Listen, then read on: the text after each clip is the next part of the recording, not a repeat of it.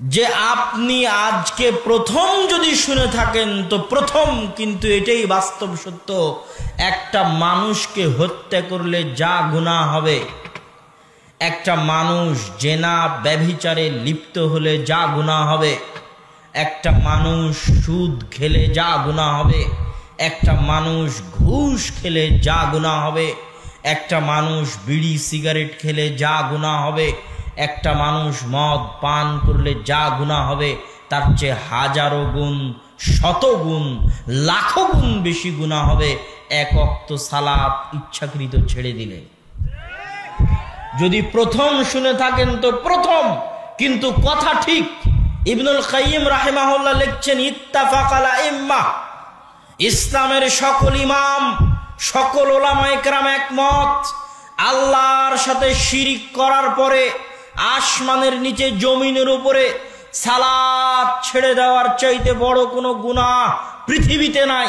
মানুষকে হত্যা করার গুনাহের চাইতে শত গুণে বড় গুনাহ সালাত ছেড়ে দেওয়ার গুনাহ, সুদ খাওয়ার চাইতে শত গুণে বড় গুনাহ সালাত ছেড়ে দেওয়ার গুনাহ, জেনা করার চাইতে শত গুণে বড় গুনাহ সালাত ছেড়ে দেওয়ার গুনাহ, বিড়ি সিগারেট মদ পান করার চাইতে শত গুণে বড় গুনাহ সালাত ছেড়ে দেওয়ার গুনাহ।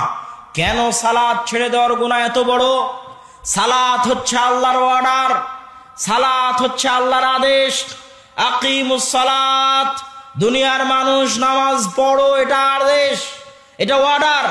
দুনিয়ার মানুষ সুদ খায়ও না, এটা নিষেধ। দুনিয়ার মানুষ জেনা করিও না, এটা নিষেধ। দুনিয়ার মানুষ মিথ্যা বলিও না, এটা নিষেধ। দুনিয়ার মানুষ বিড়ি সিগারেট মদ খায় না, এটা নিষেধ।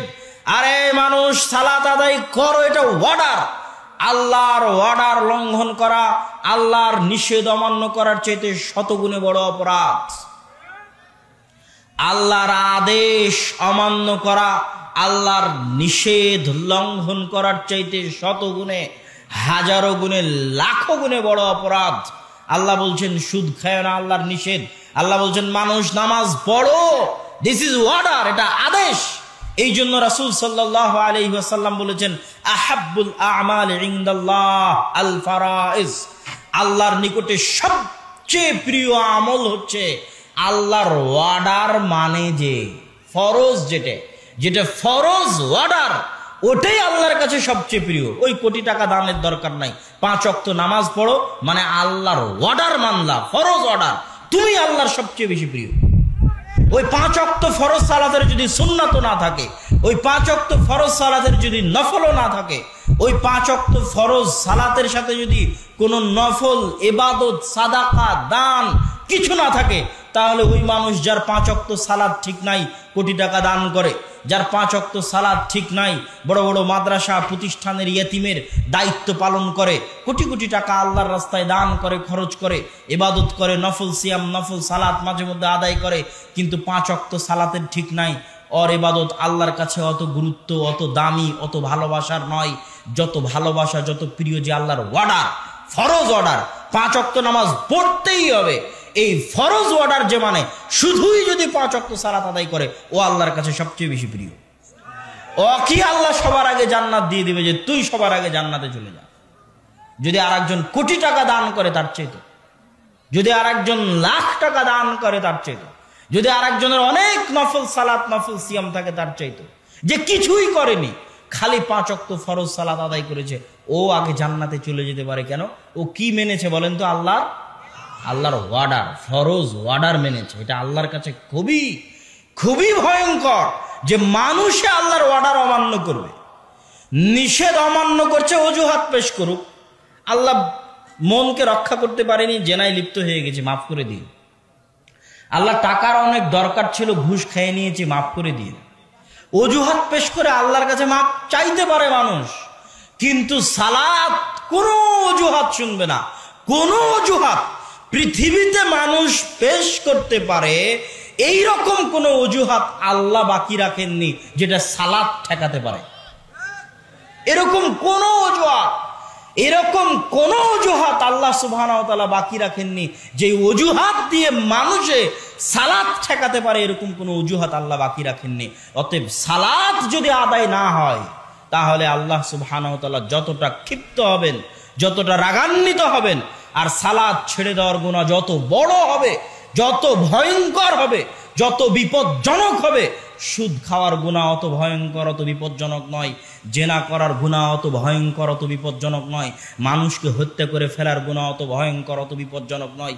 ইবনুল কাইয়িম রাহিমাহুল্লাহ তার বইয়ের মধ্যে লিখেছেন, আল্লাহ সুবহানাহু ওয়া তাআলার আদেশ লঙ্ঘন করা যত বিপজ্জনক, যত ভয়ঙ্কর, যত মহাপাপ। সালাত হচ্ছে আল্লাহর আদেশ।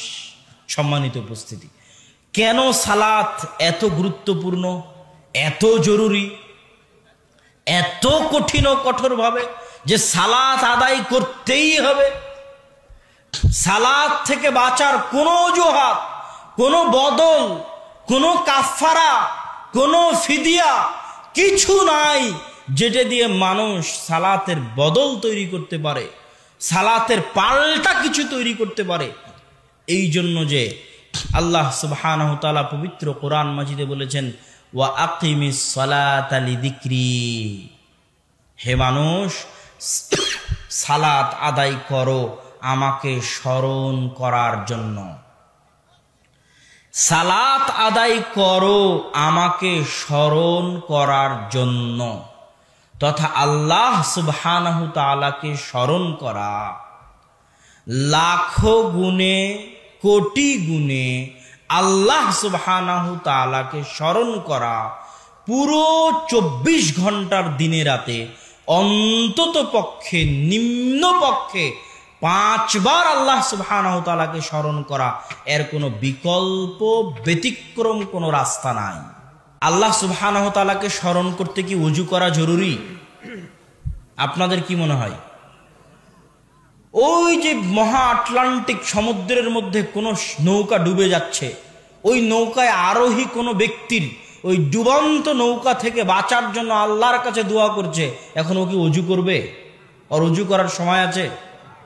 তো আল্লাহকে স্মরণ করতে ওযু করা জরুরি, আল্লাহকে ডাকতে ওযু করা জরুরি, আল্লাহকে ডাকতে রুকু করা জরুরি, আল্লাহকে ডাকতে সিজদা করা জরুরি। কথা বলেন না যে আল্লাহ সুবহানাহু ওয়া তাআলাকে ডাকতে কিবলামুখী হওয়া জরুরি? জরুরি নয়। তো যেহেতু সালাত আদায়ের মূল মাকসাদ হচ্ছে আল্লাহ সুবহানাহু ওয়া তাআলাকে স্মরণ করা, এই জন্য সালাতের এমন কোনো অজুহাত নাই যে অজুহাত দিয়ে মানুষে বাঁচবে যে এই অজুহাতে আমি সালাত আদায় করলাম না। কোনো অজুহাত মানুষ পেশ করতে পারবে না। যতক্ষণ মানুষের জ্ঞান, বুদ্ধি, বিবেক ঠিক আছে, ততক্ষণ মানুষ আল্লাহকে স্মরণ করতে পারবে না? পারবে না? পারবে। তোর ফরজ গোসল হয়েছে, গোসল করার পানি নাই, তায়াম্মুম নাই, আল্লাহকে স্মরণ করতে পারবি না? পারবি না? পারবি না? পারবি আল্লাহকে স্মরণ করতে। তুই দাঁড়িয়ে থাকতে পারিস না, বসে থাকতে পারিস না, রুকু করতে পারিস না, সিজদা করতে পারিস না, আল্লাহকে স্মরণ করতে পারবি না? পারবি না? পারবি। কিবলা চিনিস না, ওযু জানে না, কোরআন তেলাওয়াত করতে পারে না, সূরা ফাতিহা জানে না, আল্লাহকে স্মরণ করতে পারবে না? পারবে না? পারবে। যতক্ষণ ওর হুঁশ আছে, যতক্ষণ ওর জ্ঞান আছে, যতক্ষণ ওর বুদ্ধি আছে, ততক্ষণ দুনিয়াতে এমন কোন অজুহাত, যেই অজুহাত পেশ করে মানুষে বলবে আমি সালাত আদায় করব না, ওই অজুহাত চলবে না।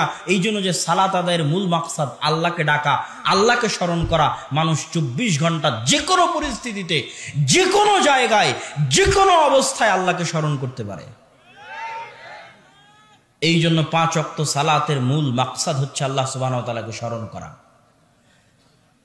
আল্লাহ সুবহানাহু ওয়া তাআলাকে স্মরণ করা কত গুরুত্বপূর্ণ সে আলোচনা আরেকটু বিস্তারিত বলবো। তার আগে এখানে আগের অংশের আরেকটা কথা বলে রাখি।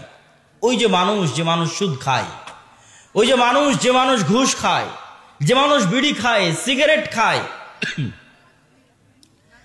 রাসূল সাল্লাল্লাহু আলাইহি ওয়াসাল্লামের ভাষ্য অনুযায়ী মাতা'মুহু হারামুন, মালবাসুহু হারামুন, মাশরাবুহু হারামুন, और খাদ্যদ্রব্য হারাম, और পোশাক হারাম, और পানীয় হারাম। ইন্নাল্লাহা তাইয়্যিব, আল্লাহ হচ্ছেন পবিত্র, আল্লাহ পবিত্র জিনিস গ্রহণ করেন না, और সবই হারাম। और ইবাদত কি আল্লাহ গ্রহণ করবেন?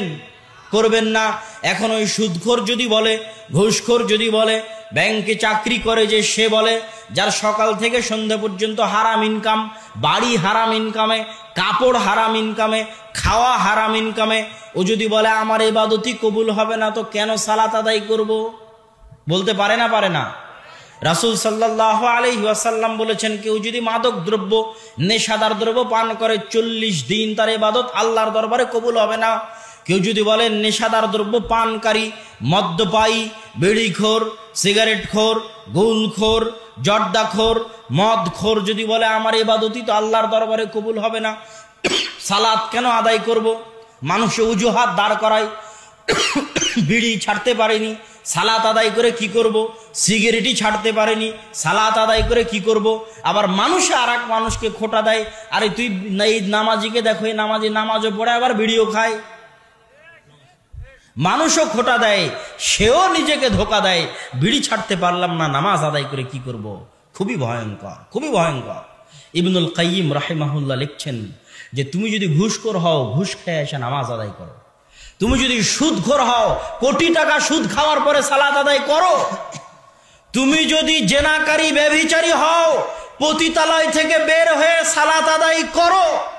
তুমি যদি বিড়িখোর, সিগারেটখোর হও, তাহলে বিড়ি খেয়ে, সিগারেট খেয়েও তুমি সালাত আদায় করো, সালাত ছাড়িও না। গুনাহের দোহাই দিয়ে, গুনাহের অজুহাত দিয়ে সালাত ছাড়িও না। যত বড় পাপী হও, যত বড় গুনাহগার হও, যত বড় গুনাহগার হও, যত বড় পাপী হও, সালাত ছাড়িও না। কেন? ইবনুল কাইয়িম রাহিমাহুল্লাহ বলছেন, তুমি যদি সালাত ছেড়ে দাও, একসাথে দুইটা গুনাহ হবে। একে তো সুদ খাওয়ার গুনাহ, আর একটা হচ্ছে ওই সুদ খাওয়ার চাইতে লাখো গুণে, কোটি গুণে বড় গুনাহ সালাত ছেড়ে দেওয়ার গুনাহ। তুমি এখন বিড়ি খেলা, এই বিড়ি খাওয়ার গুনাহের চাইতে হাজারো গুণে, লাখো গুণে, কোটি গুণে বড় গুনাহ হচ্ছে সালাত ছেড়ে দেওয়ার গুনাহ। বিড়িও খেলে সালাতও আদায় করলে না, একে তো বিড়ি খাওয়ার গুনাহ, আর একে তো সালাত ছেড়ে দেওয়ার গুনাহ, যেটা বিড়ি খাওয়ার চাইতে লাখো গুণ, কোটি গুণ ভয়ঙ্কর, বিপজ্জনক, মহাপাপ, মহা অন্যায়। কেননা ওটা হচ্ছে আল্লাহর অর্ডার, আল্লাহর আদেশ।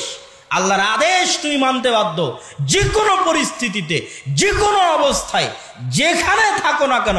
কোনো অজুহাত দিয়ে আল্লাহর আদেশ, বিশেষ করে সালাতের আদেশ থেকে বাঁচার কোনো উপায় নাই। সালাতের আদেশ থেকে কোনো অজুহাত দিয়ে পালিয়ে বাঁচার কোনো উপায় নাই। বিড়িখোর হলেও সালাত পড়তে হবে, সিগারেটখোর হলেও সালাত পড়তে হবে, ঘুষখোর হলেও নামাজ আদায় করতে হবে, সুদখোর হলেও নামাজ আদায় করতে হবে, ব্যভিচারী হলেও নামাজ আদায় করতে হবে, পতিতালয় থেকে বের হয়ে এসে নামাজ আদায় করতে হবে। দিস ইজ দ্য অর্ডার, আল্লাহর আদেশ করতে হবে। ইবনুল কাইয়িম রাহিমাহুল্লাহ বলছেন, শোনো, যদিও সালাত আদায় করে নেয়, তাহলে ওর সালাত আদায় যেহেতু আল্লাহর দরবারে কবুল হবে না। কেন? ওর সবই হারাম ইনকাম, বাড়ি হারাম, জামা হারাম, কাপড় হারাম, টাকা হারাম, ইনকাম হারাম, খাদ্যদ্রব্য হারাম। তার ওই সালাত আল্লাহর দরবারে কবুল হবে না। মানে সালাতের যত ফজিলত আছে, কোনো ফজিলতও পাবে না। অনেক ফজিলত আছে সালাতের, এক সালাত থেকে আর এক সালাতের মধ্যে সব সগীরা গুনাহ মাফ হয়ে যায়। এটা সালাতের ফজিলত, কোনো ফজিলত পাবে না। কিন্তু সালাত ছেড়ে দেওয়ার যে ভয়ঙ্কর, জঘন্য, বিপজ্জনক গুনাহ ছিল, যেটা ওই সুদ খাওয়ার চাইতে, ঘুষ খাওয়ার চাইতে, বিড়ি খাওয়ার চাইতে শতগুণে, লাখো গুণে বড় গুনাহ ছিল, ওই গুনাহ থেকে বেঁচে যাবে ফজিলত না পেলেও। বুঝাতে পারিনি মনে হয় আপনাদেরকে।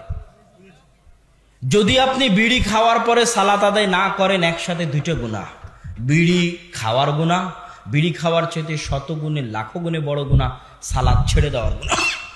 সালাত আদায় করলেন, আপনার বিড়ির কারণে সালাত কবুল হয়নি, সালাতের কোনো ফজিলত পাবেন না। কিন্তু কি হলো? সালাত ছেড়ে দেওয়ার যে বিশাল বড় একটা গুনাহ ছিল, ওই গুনাহ থেকে আপনি বেঁচে গেলেন। বুঝাতে পারিনি মনে হয়, ওই গুনাহ থেকে আপনি বেঁচে গেলেন। সম্মানিত উপস্থিতি, সালাত কি জন্য এত গুরুত্বপূর্ণ বলছিলাম। আল্লাহ সুবহানাহু ওয়া তাআলা বলেছেন, আকিমিস সালাতা লিযিকরি, আমাকে স্মরণ করার জন্য সালাত আদায় করো। তো স্মরণ করাটা আল্লাহর কাছে কত গুরুত্বপূর্ণ যে মানুষে আল্লাহকে স্মরণ করুক, এটা আল্লাহ সুবহানাহু ওয়া তাআলার কাছে এত গুরুত্বপূর্ণ যে আল্লাহ সুবহানাহু ওয়া তাআলার নবী ইউনুস আলাইহিস সালাতু ওয়াস সালাম মাছের পেটে, আল্লাহর নবী যে মাছের পেটে আছে, এটা কি আল্লাহ জানেন না? আল্লাহ জানেন না? জানেন না? জানেন যে তার নবী মাছের পেটে আছে। আমি যদি আপনার কাছের বন্ধু হই, আমি আপনার কাছে সাহায্য চাইনি, আপনি কারো মাধ্যম দিয়ে খবর পেয়েছেন যে আমি কোথাও অ্যাক্সিডেন্ট করেছি, আপনি দৌড়ে আমাকে বাঁচাতে আসবেন না? আসবেন না? আসবেন। যেখানে আল্লাহ জানে তার প্রিয় বান্দা শুধু নয়, তার নবী বিপদে পড়ে মাছের পেটে আছে, আল্লাহ দেখছেন, আল্লাহ জানছেন, আল্লাহ দেখছেন তার প্রিয় বান্দা, তার প্রিয় রাসূল, তার প্রিয় নবী বিপদে পড়ে মাছের পেটে আছে, কিন্তু আল্লাহ বলছেন আল্লাহ তাকে বাঁচাবেন না, আল্লাহ সুবহানাহু ওয়া তাআলা তাকে বাঁচাতেন না যদি না সে মাছের পেটে কাকে স্মরণ করত? আল্লাহকে স্মরণ করত। অথচ আল্লাহ জানে যে তার নবী মাছের পেটে। যদি তার নবী মাছের পেটে না বলতো লা ইলাহা ইল্লা আনতা সুবহানাকা ইন্নী কুনতু মিনাজ জালিমিন, এই দোয়া পড়ে যদি তার নবী মাছের পেটে আল্লাহকে স্মরণ না করত, অথচ আল্লাহ দেখছে তার নবী বিপদে, তারপরও আল্লাহ অপেক্ষায় আছে যাতে তার নবী তাকে কি করে? স্মরণ করে। তাহলে স্মরণ করাটা আল্লাহ কত কঠিনভাবে চায় যে তার নবী বিপদে পড়ার পরও আল্লাহ চাচ্ছে তার নবী তাকে স্মরণ করুক। আল্লাহু আকবার। মুসা আলাইহিস সালাতু ওয়াস সালাম, মুসা আলাইহিস সালাতু ওয়াস সালামকে আল্লাহ সুবহানাহু ওয়া তাআলা বলে নিযহাব ইলা ফিরআউন, যাও ফিরআউনের নিকটে, ইন্নাহু তাগা, ফিরআউন অহংকারী হয়েছে, ফিরআউনকে দাওয়াত দাও। মুসা আলাইহিস সালাতু ওয়াস সালাম সমস্যার ফ্রিস্তি আল্লাহর সামনে খুলে দিলেন। এক নম্বর সমস্যা জিহ্বার সমস্যা, তোতলা, কথা বলতে পারেন না। আচ্ছা, আল্লাহ সুবহানাহু ওয়া তাআলা কি আগে থেকে জানেন না যে তার নবী তোতলা? জানেন না? জানেন না? আল্লাহ সুবহানাহু ওয়া তাআলা চাইলে কি আগেই ঠিক করে দিতে পারতেন না? পারতেন না? আগেই ঠিক করে দিতে পারতেন। এবার যখন আল্লাহর নবী সমস্যা পেশ করতে গিয়ে বলছেন আমি তোতলা, তখনও চাইলে আল্লাহ ঠিক করে দিতে পারতেন যে তোমার তোতলা আমি ঠিক করে দিলাম, কুন ফায়াকুন, হাও হয়ে যাও, হয়ে যেত। আল্লাহ সুবহানাহু ওয়া তাআলা তাও করলেন না। একে তো আল্লাহ জানেন তার নবী তোতলা, ঠিক করেননি। দ্বিতীয়ত নবীতে সমস্যা পেশ করলো যে তার তোতলামি আছে, আল্লাহ ঠিক করেননি।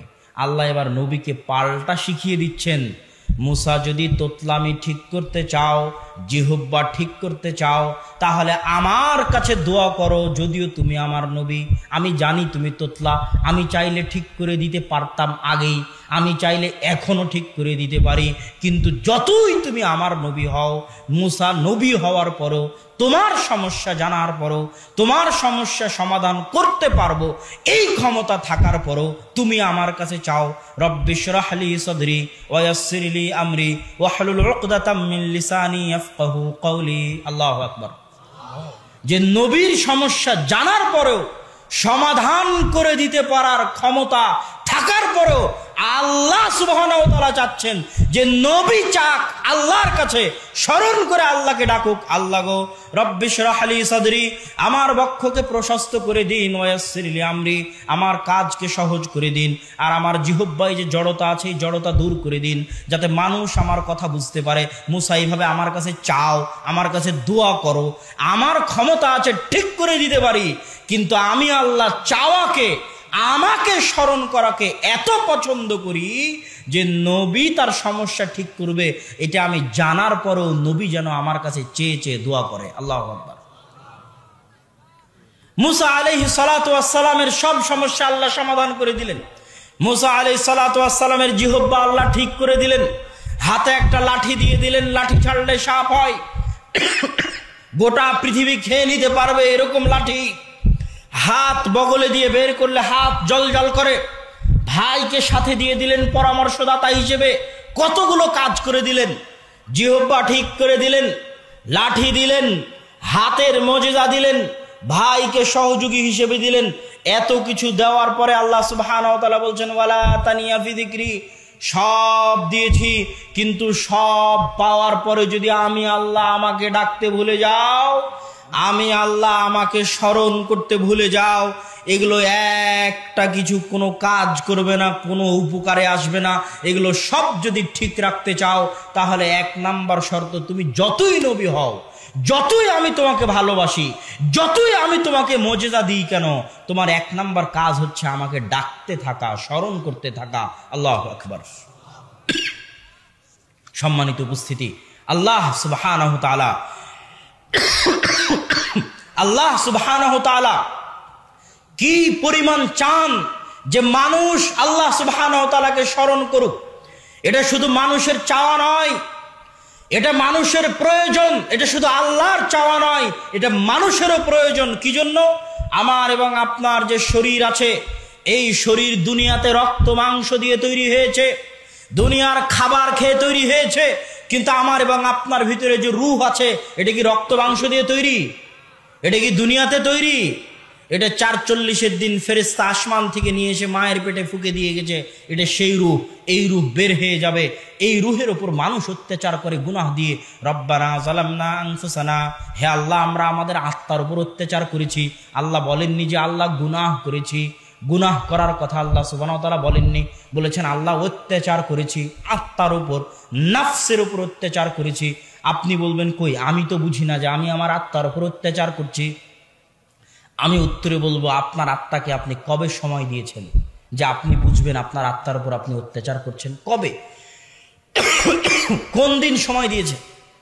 আল্লাহ সুবহানাহু ওয়া তাআলা কোরআন মাজিদে বলছে, আলহাকুমুত তাকাসুর হাত্তা যুরতুমুল মাকাবির। ছোট বাচ্চা যখন মায়ের দুধের জন্য কাঁদে, তখন ওই ছোট বাচ্চাকে মায়ের দুধ থেকে ভুলিয়ে রাখার জন্য যেমন ঝুনঝুনি বাজানো হয়, মোবাইল দেওয়া হয়, বাইরে নিয়ে গিয়ে এটা ওটা দেখানো হয়, ঠিক ওইভাবে ছোট বাচ্চাকে যেমন খেলনা দিয়ে ভুলিয়ে রাখা হয়। আলহাকুমুত তাকাসুর, আত-তাকাসুর তোমাদেরকে ভুলিয়ে রেখেছে। দুনিয়ার আজকে এত জিনিস তৈরি হয়েছে দুনিয়াতে, মানুষ যে নিজের আত্মাকে সময় দিবে এরকম সময় বের করতে পারার মতো সময় মানুষের নাই। এরকম হাজারো যুবক এখানে বসে আছে যে ঘুমাতে ঘুমাতে মোবাইল চালায়, ঘুম থেকে উঠে আবার মোবাইলে হাত দেয়। ও কিভাবে নিজের আত্মাকে সময় দিবে বলেন? আলহাকুমুত তাকাসুর, ওর মোবাইল ওকে ভুলিয়ে রেখেছে তার মৃত্যুর কথা। গান বাজনা, নেশাদার দ্রব্য, জুয়া, খেল তামাশা, আড্ডা, সফর, সব কিছু তাকে ভুলিয়ে রেখেছে যে ও একদিন মারা যাবে। মানুষও ভুলে থাকতে চায় যে মানুষ একদিন মারা যাবে। আর পৃথিবীতে এমন জিনিস তৈরি হয়ে গেছে যে মানুষকে কখনো মৃত্যুর কথা স্মরণ হওয়ার মতো, সময় দেওয়ার মতো সময় এই যন্ত্রপাতিগুলোর নাই। এরা আর মানুষকে মরণের কথা স্মরণ করতে দেয় না। আলহাকুমুত তাকাসুর হাত্তা যুরতুমুল মাকাবির, যতক্ষণ না তোমরা কবর দেখছো। তাহলে আপনি তো আপনার আত্মাকে সময় দেননি, কেমনে বুঝবেন আপনার আত্মার উপর অত্যাচার হচ্ছে? একদিন সময় দিয়ে দেখেন, রাতের অন্ধকারে ঘরের দরজা বন্ধ করে নির্জনে নিরিবিলি অবস্থায় নিজের অতীত, বর্তমান, ভবিষ্যৎ, অস্তিত্ব, মৃত্যু নিয়ে চিন্তা ভাবনা করে দেখেন। আপনার আত্মার ছটপটানিতে, আপনার আত্মার হতাশায়, আপনার আত্মার চিন্তায়, আপনার আত্মার দুঃখে আপনার চোখ দিয়ে যদি পানি না বের হয়েছে, হতে বাধ্য, হতেই হবে। এটাই হচ্ছে আত্মার চিৎকার, এটাই হচ্ছে আত্মার উপর জুলুম। কিন্তু মানুষে আত্মাকে সময় দেয় না। এটা আত্মার জুলুম, আত্মার চিৎকার। রব্বানা যালামনা আনফুসানা। এই আত্মা প্রশান্ত হয়। আলা বিযিকরিল্লাহি তাতমাইন্নুল কুলুব। এই ছটপট করতে থাকা আত্মা, হতাশাগ্রস্ত আত্মা, চিন্তাগ্রস্ত আত্মা, প্রত্যেকের আত্মা, আমাদের সকলের প্রত্যেকের আত্মা ছটপট করছে, কিন্তু আমরা সময় দেই না আত্মাকে ওই ছটপট অনুভব করতে পারার মতো। কেন? আলহাকুমুত তাকাসুর। দুনিয়াতে এমন মাধ্যম তৈরি হয়ে গেছে যে আমরা কোনো সময় আত্মাকে সময় দিব, এই সময় বের করতে পারার মতো সময় আমাদেরকে দুনিয়া দিতে দেয় না। দুনিয়ার চাকচিক্য, সাজসজ্জা, প্রতিযোগিতা, খেল তামাশা, আনন্দের মাধ্যম, গান বাজনা, বাদ্যযন্ত্র, জুয়া, mobile, video game, free fire, PUBG, Facebook, Twitter, YouTube, এমন এমন এমন জিনিস তৈরি হয়েছে যে মানুষে তার আত্মাকে নিয়ে ভাববে, এরকম সময় মানুষকে মানুষের জিনিস, মানুষের দুনিয়া দিতে দেয় না। এটা হচ্ছে সবচেয়ে ভয়ঙ্কর। কিন্তু সবার আত্মা ছটপট করতেছে, অত্যাচারিত, নির্যাতিত এই আত্মার কান্না আপনি শুনতে পাবেন যদি আপনি আত্মাকে সময় দেন। আর এই আত্মা প্রশান্ত হবে। আলা বিযিকরিল্লাহি তাতমাইন্নুল কুলুব। আল্লাহর স্মরণে আত্মাগুলো প্রশান্ত হয়। আর আল্লাহর স্মরণ যেমন আল্লাহ চায়, তেমন আল্লাহর স্মরণে মানুষের আত্মা প্রশান্ত হয়। এই জন্য দিনে রাতে সর্বনিম্ন, অন্তত পক্ষে, নিম্ন পক্ষে, সর্বনিম্ন, অন্তত পক্ষে, নিম্ন পক্ষে, দিনে রাতে 24 ঘন্টায় অন্তত পক্ষে, নিম্ন পক্ষে, অন্তত পক্ষে, নিম্ন পক্ষে 5 বার হলো আল্লাহকে স্মরণ করা উচিত।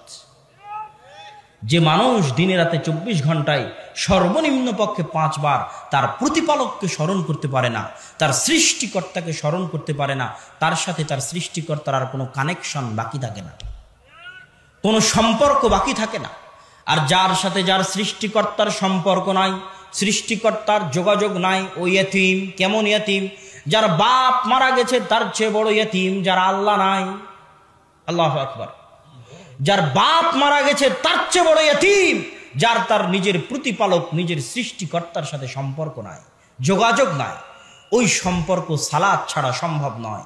সালাত যদি কেউ ছেড়ে দেয় তাহলে আল্লাহর রহমত থেকে বঞ্চিত, আল্লাহর দয়া থেকে বঞ্চিত, আল্লাহর করুণা থেকে বঞ্চিত, আল্লাহর করুণা দৃষ্টি থেকে বঞ্চিত। আল্লাহর সাথে তার আত্মার আর কোনো কানেকশন নাই। নিজের আত্মাকে জিজ্ঞেস করে দেখেন, নিজের নাফসকে জিজ্ঞেস করে দেখেন, আপনার নাফসের সাথে আল্লাহর কোনো সম্পর্ক আছে কিনা। ফাফিরু ইলাল্লাহ, অতএব হে মানুষের আত্মারা আল্লাহর দিকে ফিরে যাও। ফাফিরু ইলাল্লাহ, আল্লাহর দিকে ফিরে যাও, সৃষ্টিকর্তার সান্নিধ্যে ফিরে যাও, প্রতিপালকের সান্নিধ্যে ফিরে যাও। সালাত আদায় করার মাধ্যমে, আল্লাহকে স্মরণ করার মাধ্যমে, আল্লাহ সুবহানাহু তাআলাকে ডাকার মাধ্যমে, আল্লাহ সুবহানাহু তাআলাকে পাওয়ার মাধ্যমে তোমরা আল্লাহ সুবহানাহু তাআলার দিকে ফিরে যাও, আল্লাহ সুবহানাহু তাআলার কাছে ফিরে যাও। সম্মানিত উপস্থিতি, সালাত সম্পর্কে আপনাদের সামনে যে গুরুত্বপূর্ণ আলোচনা করছিলাম, এই গুরুত্বপূর্ণ আলোচনার শেষ পয়েন্ট। আচ্ছা, আপনারা যারা স্বেচ্ছাসেবক ভাইয়েরা আছেন তারা একটু মাঠের মধ্যে এগিয়ে যান। আপনাদের পকেটে যে টাকা আছে এই টাকাকে আল্লাহ আপনার টাকা বলেনি, আল্লাহ বলেছে মিম্মা রাযাকনাহুম ইউনফিকুন। এই টাকা আল্লাহর দেওয়া রিজিক। আপনি 100 বিঘা সম্পত্তির মালিক হলে ওটা আল্লাহর দেওয়া রিজিক। আল্লাহ কোথাও আপনার পকেটের টাকা দান করতে বলেনি। আল্লাহ সুবহানাহু তাআলা আল্লাহর দেওয়া রিজিক আল্লাহর রাস্তায় দান করতে বলেছে। স্বেচ্ছাসেবক ভাইয়েরা প্যান্ডেলের মধ্যে ঢুকে যান। যারা উপস্থিত আছেন জনগণ, তারা নিজ নিজ সাধ্য অনুযায়ী তাদেরকে সহযোগিতা করবেন এই প্রোগ্রাম আয়োজন করার জন্য। আর আমি আমার বক্তব্য পূর্ণ করব ইনশাআল্লাহুল আজিজ। অনেক মানুষ ঠিক মতো বসার ব্যবস্থা নাই, প্যান্ডেল ছোট, অব্যবস্থাপনা কিছুটা হতেই পারে। আপনাদেরকে সেটা ধৈর্যের সাথে, ধৈর্য ধারণের সাথে মেনে নিতে হবে। বক্তব্যের শেষের দিকে শেষ পয়েন্ট, এই শেষ পয়েন্টটা সবচেয়ে মনোযোগ দিয়ে শুনতে হবে, সবচেয়ে মনোযোগ। সেটা কি? আসমানের নিচে জমিনের উপরে আল্লাহ সুবহানাহু তাআলাকে ডাকার, আল্লাহ সুবহানাহু তাআলার নিকটে প্রার্থনা করার, আল্লাহ সুবহানাহু তাআলার নিকটে কিছু চাওয়ার। আসমানের নিচে জমিনের উপরে আল্লাহ সুবহানাহু তাআলার নিকটে কিছু চাওয়ার, আল্লাহ সুবহানাহু তাআলার নিকটে কিছু পাওয়ার সালাতের চাইতে বড় কোনো মাধ্যম নাই। সবার মনোযোগ আকর্ষণ করছি, আবারও সকলের মনোযোগ আকর্ষণ করছি। আসমানের নিচে জমিনের উপরে আল্লাহকে ডাকার, দোয়া করার কার চেয়ে বড় মাধ্যম নাই? জোরে বলেন, কিসের চেয়ে? সালাতের চেয়ে বড় কোনো মাধ্যম নাই যেটা দিয়ে কাকে ডাকা যায়। জোরে বলেন, কাকে ডাকা যায়? সালাতের চেয়ে বড় কোনো মাধ্যম নাই যেটা দিয়ে দোয়া করা যায় কার কাছে? আল্লাহর কাছে। সালাতের চেয়ে বড় কোনো মাধ্যম নাই। এই পয়েন্টটা শোনার পরে এবার একের পর এক ঘটনা শুনতে থাকেন।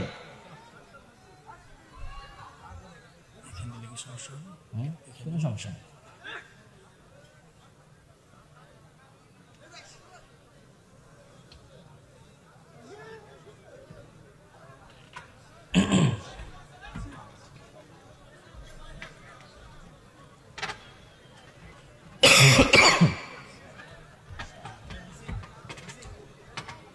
আসমানের নিচে জমিনের উপরে আল্লাহ সুবহানাহু তাআলাকে ডাকার, আল্লাহ সুবহানাহু তাআলার নিকটে দোয়া করার সালাতের চাইতে বড় কোনো মাধ্যম পৃথিবীতে নাই। সালাতের চাইতে বড় কোনো মাধ্যম আল্লাহকে ডাকার নাই। এক, রাসূল সাল্লাল্লাহু আলাইহি ওয়াসাল্লামের বৃষ্টি প্রার্থনার দরকার, বৃষ্টি চাওয়ার দরকার। বৃষ্টি হয় না, যুগ যুগ থেকে, বহুদিন থেকে বৃষ্টি হয় না। রাসূল সাল্লাল্লাহু আলাইহি ওয়াসাল্লাম চাইলে সব সাহাবীকে একত্রিত করে হাত তুলে দোয়া করে বৃষ্টি চাইতে পারতেন আল্লাহর নিকটে। রাসূল সাল্লাল্লাহু আলাইহি ওয়াসাল্লাম হাত তুলে দোয়া করার মাধ্যমে একসাথে বৃষ্টি না চেয়ে মানুষকে নিয়ে চলে গেলেন মাঠে। মাঠে গিয়ে মানুষকে বলছেন সালাত আদায় করো বৃষ্টি চাওয়ার জন্য, নামাজ পড়ো বৃষ্টি চাওয়ার জন্য, সালাত আদায় করো বৃষ্টির দোয়া করার জন্য, নামাজ পড়ো বৃষ্টির দোয়া করার জন্য। সাহাবী বলছে সূর্যগ্রহণ লেগেছে, আমি রাসূল সাল্লাল্লাহু আলাইহি ওয়াসাল্লামকে দেখতে চাই যে সূর্যগ্রহণের মতো বিপদ থেকে বাঁচতে রাসূল সাল্লাল্লাহু আলাইহি ওয়াসাল্লাম কি করেন। সাহাবী তীর ধনুক ফেলে দিয়ে দৌড়াচ্ছেন, মসজিদে গিয়ে দেখেন রাসূল সাল্লাল্লাহু আলাইহি ওয়াসাল্লাম সূর্যগ্রহণের বিপদ থেকে বাঁচার জন্য সালাত আদায় করতেছেন। সূর্যগ্রহণের বিপদ থেকে বাঁচার জন্য আল্লাহ রাসূল চাইলে একসাথে হাত তুলে দোয়া করতে পারতেন সাহাবীদেরকে নিয়ে, সেটা না করে রাসূল সাল্লাল্লাহু আলাইহি ওয়াসাল্লাম সূর্যগ্রহণের সালাতের জন্য, রাসূল সাল্লাল্লাহু আলাইহি ওয়াসাল্লাম সূর্যগ্রহণের বিপদ থেকে বাঁচার জন্য, সূর্যগ্রহণের বিপদ থেকে বাঁচার জন্য সালাত আদায় করলেন। সূর্যগ্রহণের বিপদ থেকে বাঁচার জন্য সালাত আদায় করছেন, জানাজ বৃষ্টি প্রার্থনার জন্য সালাত আদায় করছেন। এবার একজন মৃত ব্যক্তি মারা গেছে, ওই মৃত ব্যক্তির জন্য দোয়া করতে হবে।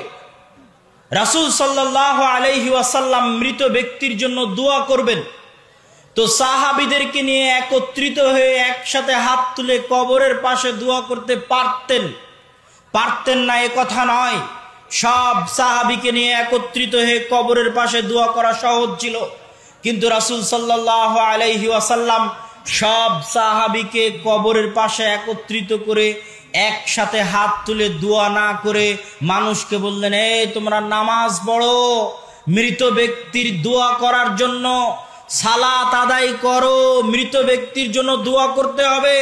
হে মানুষ, এর সঙ্গী সাথী, মৃত ব্যক্তির জন্য দোয়া করতে হবে তাই নামাজ পড়ো, মৃত ব্যক্তির জন্য দোয়া করতে হবে তাই সালাত আদায় করো। ওই মৃত ব্যক্তির জন্য দোয়া করার জন্য সালাত আদায় করলেন। বৃষ্টি চাইবেন, বৃষ্টি চাওয়ার জন্য সালাত আদায় করলেন। সূর্যগ্রহণের বিপদ থেকে বাঁচতে চাচ্ছেন, এই জন্য সালাত আদায় করলেন। জাকারিয়া আলাইহিস সালাতু ওয়াস সালাম চুল পেকে গেছে, দাড়ি পেকে গেছে, স্ত্রী বন্ধা। কুল্লামা দাখালা আলাইহা জাকারিয়াল মিহরাব ওয়াজাদা ইনদাহা রিজকা, যখনই জাকারিয়া প্রবেশ করেন মারিয়ামের মেহরাবে, দেখেন তার নিকটে অসময়ের ফল।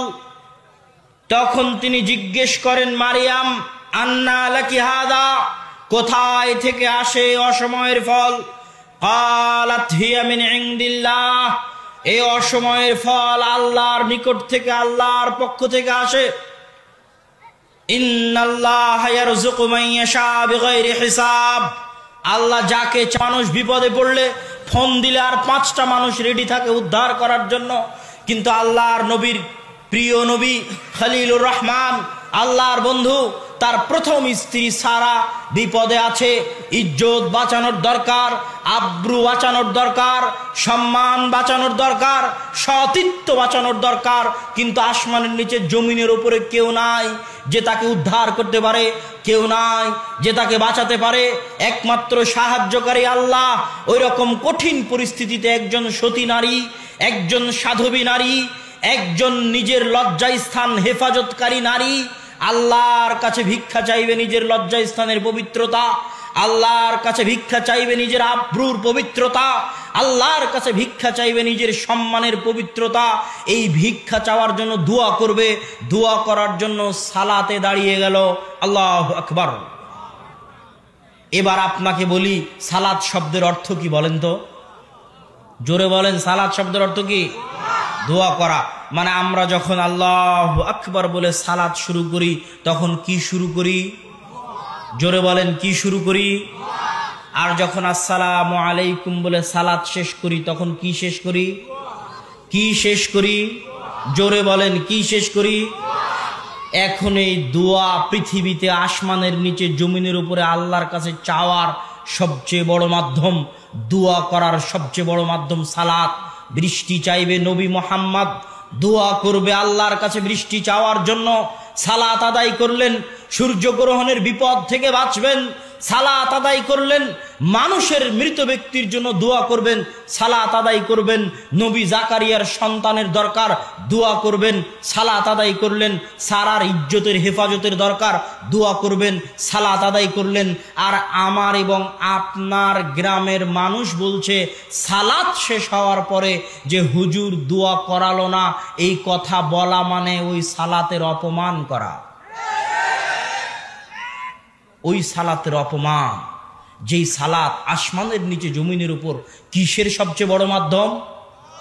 কিসের সবচেয়ে বড় মাধ্যম? যেই সালাত দিয়ে সারা নিজের ইজ্জত পেয়েছে, যেই সালাত দিয়ে জাকারিয়া নিজের সন্তান পেয়েছে, বন্ধা স্ত্রীর পেট থেকে বার্ধক্য অবস্থায় সন্তান পেয়েছে সালাত দিয়ে, সারা নিজের ইজ্জত হেফাজত পেয়েছে সালাত দিয়ে, নবী বৃষ্টি পেয়েছে সালাত দিয়ে, সূর্যগ্রহণের বিপদ থেকে বেঁচেছে সালাত দিয়ে। ওই সালাত যদি আপনার দুয়ার জন্য যথেষ্ট না হয়, তাহলে সালাত কাকে বলে এটা আপনি জানেন না। আপনাকে আরো 100 বছর পড়তে হবে সালাত কাকে বলে এটা জানার জন্য। রাসূল সাল্লাল্লাহু আলাইহি ওয়াসাল্লামের সাহাবীর ক্ষমার দরকার, জান্নাতের দরকার। আল্লাহ রাসূল ক্ষমার জন্য জানাজার সালাত কায়েম করলেন। জানাজার সালাতে শিখিয়ে দেওয়া আল্লাহ রাসূলের দুইটা দোয়া, কিয়ামত পর্যন্ত সকল আলেম ওলামা কবরের পাশে দাঁড়িয়ে একসাথে হাত তুলে দোয়া করতে গিয়ে যত দোয়া তৈরি করবে, ওই রকম হাজারো লাখো দোয়ার চাইতে উত্তম এবং শ্রেষ্ঠ দোয়া হচ্ছে জানাজার সালাতের এই দুটো দোয়া, যেটা আল্লাহ রাসূল শিখিয়ে গেছেন।